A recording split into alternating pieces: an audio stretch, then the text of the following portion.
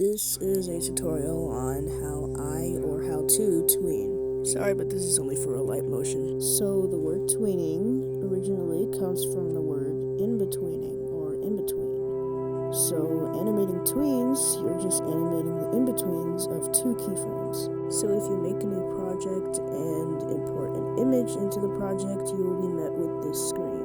You want to tap on move and transform. If you want to move your character, you have to swipe on the little pad thingy with the movement. If you want to rotate the character, you have to spin this little circle, and you can spin it multiple times. If you want to resize the character, you can just slide the bar to your liking or whatever, and you can press the little chain thingy in the middle to edit the width and the height separately. If you want to make your image look a little bit funny, then you can skew it with a X and a Y skew. Now we can edit the pivot point. If you click 2 times on the move button, then it will change to a circle of arrows with a dot in the middle of it, and you can edit the pivot point to wherever you want it to be. And with the pivot point, you can make any type of edit, just follow wherever the pivot point is pointing to. Now we can finally talk about keyframes and graphs, what everyone's been waiting for, and asking for, and begging for. First, in your project, you want to go to where you want your keyframe to be.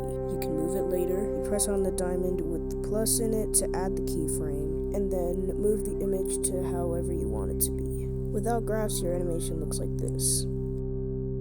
I know, very, very boring. Like CapCut, you want to press on the graphs button to edit the graph, and you have to be in between keyframes to add graphs. In the cubic Bezier easing, there are 4 different types of easing graphs. To make your own graph, you have to move these white circles.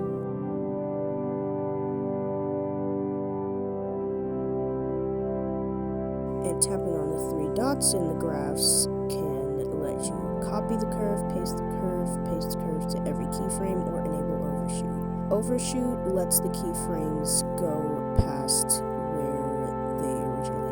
you can enable and disable overshoot at any time, by the way. And you can remove every keyframe by holding on the keyframe with the line through it to delete every keyframe. And to just delete one keyframe, you use tapping. Now we can move on to effects. So tap on the effects button, add effect, and then there's a bunch of effects that you can use.